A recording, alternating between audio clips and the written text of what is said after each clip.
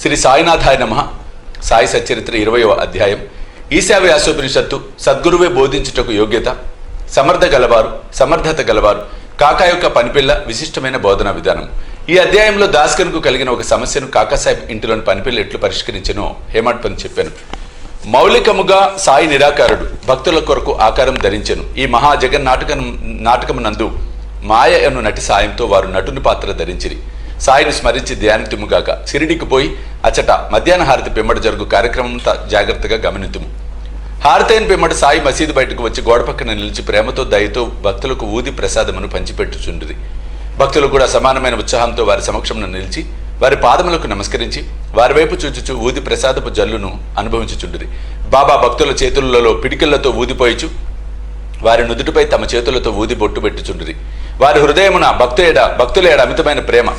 బాబా భక్తులని ఈ క్రింది విధముగా పలకరించుచుండిరి. అన్నా, మధ్యాహ్న భోజనమునకు పొమ్ము. బాబా, నీ బస్కు పో. బాపు, భోజనం చెయ్యి. ఈ విధముగా ప్రతి భక్తుని పలకరించి ఇంటికి సాగనంపుచుండిరి. ఇప్పటికీ ఇదంతయు ఊహించుకొనచో ఆ దృశ్యములను తిరిగి చూచినంత ఆనందం కలుగును. మనో ఫలకమున సాయిని నిలిపి వారి అపాద మస్తకమును ధ్యానించదము. వారి పాదములపై పడి సగౌరవముగా ప్రేమతో వినయముగా సాష్టాంగ నమస్కారం అనర్చుచు ఈ అధ్యాయం కథ చెప్పేదను. ఈశావాస్యోపనిషత్తు. ఒకప్పుడు దాసగను ఈశావాస్యోపనిషత్తుపై మరాఠీ భాషలో వాక్యం రాయటం మొదలెడాను. మొదట ఈ ఉపనిషత్తు గురించి క్లుప్తంగా చెప్పేదను. వేద సంహితలోని మంత్రములు కలదగుడిచే దీనిని మంత్రోపనిషత్తు అని కూడా అందురు. ఇందులో యజుర్వేదంలోని 40వ అధ్యాయముకు వాజసినేయ సంహిత ఉండుడిచే దీనిని వాజసినేయ సంహితోపనిషత్తు అని కూడా పేరు. వైదిక సంహితలుండుడిచే దీనిని ఇతర ఉపనిషత్తుల కన్నా శ్రేష్టమని భావించెదరు. దీనికి ఒక ఉదాహరణ ఉపనిషత్తులన్నింటిలో పెద్దదగు బృహదారణ్యకోపనిషత్తు ఈ ఈశావాస్యోపనిషత్తుపై వ్యాఖ్య అని పండితులకు సాత్వలేకర్ గారు భావించున్నారు. ప్రొఫెసర్ రానడే గారు ఇట్లా అనుచున్నారు.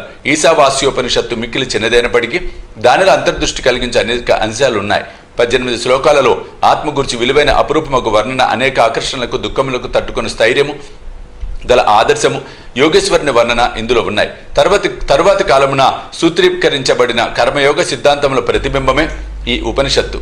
తుదకు జ్ఞానమునకు కర్మలకు సమన్వయముగా ఉన్న సంగతులు చెప్పబడినవి. జ్ఞాన మార్గమును కర్మయోగమును సమన్వయం చేసి చెప్పుట ఈ ఉపనిషత్తులోని సారాంశం. ఇంకొక చోట వారిట్లనిరి. ఈశావాస్యోపనిషత్తులోని కవిత్వము, నీతి, నిగూఢత్వము వేదాంతముల మిశ్రమము. పై వర్ణనను బట్టి ఉపనిషత్తు మరాఠీ భాషలోకి అనువాదం చేయటం ఎంత కష్టమో ఊహించవచ్చు. దాస్గను దీనిని మరాఠీ ఓవి చందములో రాశాను.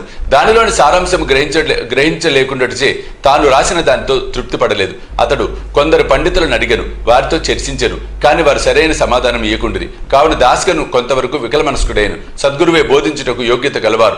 ఈ ఉపనిషత్తు వేదముల యొక్క సారాంశము. ఇది ఆత్మ సాక్షాత్కారమునకు సంబంధించిన శాస్త్రము. ఇది జనన మరణములనే బంధములను తెగ్గొట్టే ఆయుధము లేదా కత్తి. ఇది మనకు మోక్షమును ప్రసాదించును. కనుక ఎవరైతే ఆత్మ సాక్షాత్కారము పొంది ఉన్నారో అట్టివారి ఉపనిషత్తులోని అసలు సంగతులు చెప్పగలరని అతడు భావించెను. ఎవరునూ దీనికి తగిన సమాధానం ఇవ్వనప్పుడు దాస్గను సాయిబాబా సలహా పొంద నిశ్చయించుకొనెను. అవకాశం దొరకగానే షిరిడీకి పోయి సాయిబాబాను దర్శించి వారి పాదములకు నమస్కరించి ఈశావాస్యోపనిషత్తును అర్థం చేసుకున్నటలో తన కష్టములు చెప్పి సరైన అర్థమును బోధింపుడని వేడుకొనెను. సాయిబాబా ఆశీర్వదించి ఇట్లనెను, తొందరపడవద్దు, ఈ విషయంలో ఎట్టి కష్టము లేదు. తిరుగు ప్రయాణంలో విలేపార్లేలోని కాకాసాహెబ్ దీక్షిత్ పనిపిల్ల నీ సందేహమును తీర్చును. అక్కడున్న వారి మాటలు విని బాబా తమాషా చేయుచున్నారు అనుకోనిది. భాషాజ్ఞానం లేని పనిపిల్ల ఈ విషయం ఎట్లు చెప్పగలదు అనిది. కానీ దాస్గన్ అట్లు అనుకోలేదు. బాబా పలుకులు బ్రహ్మవాక్కులని భావించాను. కాకా యొక్క పనిపిల్ల బాబా మాటలందు పూర్తి విశ్వాసం ఉంచి దాస్గను షిరిడీ విడిచి విలేపార్లేకు చేరి దీక్షిత్ ఇంట్లో బస చేశాను. ఆ మరుసటి దినము ఉదయం దాస్గను నిద్ర లేవగానే ఒక బేదపిల్ల చక్కని పాటను మిక్కిలి మనోహరంగా పాడుచుండెను. ఆ పాటలోని విషయము ఎర్రచీర వర్ణన, అది చాలా బాగుండునని, దానిని కుట్టు పని చక్కగా ఉండెనని, దాని అంచుల చివర చాలా సుందరముగా ఉండెనని ఆమె పాడుచుండెను. ఆ పాట నచ్చుడిచే దాస్గను బయటకు వచ్చి వినెను. అది కాకా పని మనిషి నామియా చెల్లెలు పాడుచుండెను. ఆమె చిన్నపిల్ల. ఆమె చింకి గుడ్డ కట్టుకొని పాత్రలు తోముచుండెను. ఆమె పేదరికము, ఆమె సంతోష భావనమును గాంచి భావమును గాంచి దాస్కన్ ఆమెపై జాలిపడెను. ఆ మరుసటి దినము రావు బహదూర్ ఎంవి ప్రధాన్ తనకు దోవతులు చాపులు ఇవ్వగా ఆ పేద పిల్లకు చిన్న చీరనిమ్మని చెప్పాను. రావు బహదూర్ ఒక మంచి చిన్న చీరను కొని ఆమెకు బహుకరించాను. ఆకలితో నకనకలాడుతున్న వారికి విందు భోజనం దొరికినట్లు ఆమె అమితానంద పరవశులయ్యాను. ఆ మరుసటి దినం ఆమె ఆ కొత్త చీరను ధరించాను. అమితోత్సాహంతో తక్కిన పిల్లలతో కలిసి గిర్రను తిరుగుచూ నాట్యం చేశాను. అందరికంటే తానే బాగుగా ఆడి పాడాను. మరుసటి దినం చీరను పెట్టెలో దాచుకుని మామూలు చింకి బట్ట కట్టుకుని పనిచేయటకు వచ్చాను. కానీ ఆమె ఆనందముకు లోటు లేదు. ఇదంతయు చూసి దాస్కను జాలిభావము మెచ్చుకోలుగా మారెను. పిల్ల నిరుపేద కాబట్టి చింకి గుడ్డలు కట్టుకొనేను. ఇప్పుడు ఆమెకు కొత్త చీర కలదు, కానీ దానిని పెట్టెలో దాచుకునేను. అయినప్పటికీ విచారం అనున్నది గాని నిరాశ అనున్నది గాని లేక ఆడుచూ పాడుచుండెను. కాబట్టి కష్టసుఖములను భావములు మన మనోవైఖరిపై ఆధారపడి ఉండునని అతడు గ్రహించెను. ఈ విషయం గురించి దీర్ఘాలోచన చేశాను. భగవంతుడిచ్చిన దానితో మనము సంతసింపవలేను. భగవంతుడు మనలను అన్ని దిశల నుండి కాపాడి మనకు కావలసినది ఇచ్చుచుండును. కావున భగవంతుడు ప్రసాదించినదంతయు మన మేలు కొరకే అని గ్రహించెను. ఈ ప్రత్యేక విషయంలో ఆ పిల్ల యొక్క పేదరికము, ఆమె చినిగిన చీర, కొత్త చీర, దాన్నిచ్చిన దాత, దాన్ని పుచ్చుకున్న గ్రహీత, దాని భావము ఇవన్నీ భగవంతుని అంశములే. దానభావము ఇవన్నీ భగవంతుని అంశములే. భగవంతుడు ఈ అన్నిటి అందు వ్యాపించి ఉన్నాడు. ఇతర దాస్కను ఉపనిషత్తులలోని నీతి అనగా ఉన్నదానితో సంతృష్టి చెందుట. ఏది మనకు సంభవించుచున్నదో అది అంతయు భగవంతుని ఆజ్ఞచే జరుగుతున్నదనియు తుదకది మనకు మేలు కొరకే అని గ్రహించును. విశిష్టమైన బోధనా విధానం పైకి అదను బట్టి బాబా మార్గము మిక్కిలి విశిష్టమైనదనియు అపూర్వమైనదనియు పాఠకులు గ్రహించే ఉందురు. బాబా సిరిడిని విడునప్పటికీ కొందరు మచ్చేంద్రగఢ్కు, కొందరిని కొల్హాపూర్కు గాని షోలాపూర్కు గాని సాధన నిమిత్తం పంపుచుండెను. కొందరికి సాధారణ రూపంలో, కొందరికి స్వప్నావస్థలో, అది రాత్రి గాని పగలు గాని కనిపించి కోరికలు నెరవేర్చుచుండెను. భక్తులకు బాబా బోధించు మార్గములు వర్ణింపనల్లవి కాదు. ఈ ప్రస్తుత విషయములలో దాసగనును విలేపార్లే పంపి పనిపిల్ల ద్వారా అతని సమస్యను పరిష్కరించెను. కానీ విలేపార్లే పంపకుండా షిరిడిలోనే బాబా బోధించరాదాయని కొందరు అనుకోవచ్చును. కానీ బాబా అవలంబించినదే సరైన మార్గము. కానిచో పేద నౌకరు పిల్ల, ఆమె చీర కూడా భగవంతుని సంకల్ప రూపములే అని దాస్కన్ ఎట్లు నేర్చుకుని ఉండును. ఈశావాస్యోపనిషత్తులోని నీతి, ఈశావాస్యోపనిషత్తులో ఉన్న ముఖ్య విషయము అది బోధించు నీతి మార్గమే. ఈ ఉపనిషత్తులో ఉన్న నీతి దానిలో చెప్పబడిన ఆధ్యాత్మిక విషయములపై ఆధారపడి ఉన్నది.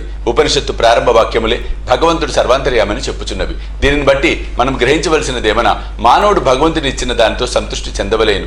ఏలనా భగవంతుడు అన్నింటి ఎందుకు కలడు. కావున భగవంతుడు ఏది ఇచ్చానో అది ఎల్లా మన మేలు కొరకే అని గ్రహించవలెను. దీనిని బట్టి ఇతరుల సొత్తుకై ఆశించరాదు. ఉన్నదానితో సంతృష్టి చెందవలెను. భగవంతుడు మన మేలు కొరకే దాన్ని ఇచ్చి ఉన్నాడని, కావున అది మనకు మేలు కలుగ చేయునని గ్రహించవలెను. దీనిలోని ఇంకొక నీతి ఏమన్నా మనుషుడు ఎల్లప్పుడూ ఏదో తనకు విధించబడిన కర్మను చేయుచునే ఉండవలెను. శాస్త్రంలో చెప్పిన కర్మలు నెరవేర్చవలెను.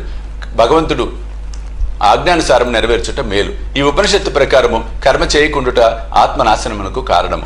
మానవుడు శాస్త్రంలో విధింపబడిన కర్మలు నెరవేర్చుట వలన నైష్కర్మ దర్శనము పొందును. ఏ మానవుడు సమస్త జీవరాశిని ఆత్మలో చూచును, ఆత్మ అన్నిటి ఎందునట్లు చూచును, 1000 ఏళ్ల సమస్త జీవరాశి సకల వస్తువులు ఆత్మగా భావించును, అట్టివాడు మోహమును ఎట్లు పొందును, వాడెందులకు విచారించును. అన్ని వస్తువులలో ఆత్మను చూడకపోవుటచే మనకు మోహము, అసహ్యము, విచారము కలుగుచున్నవి.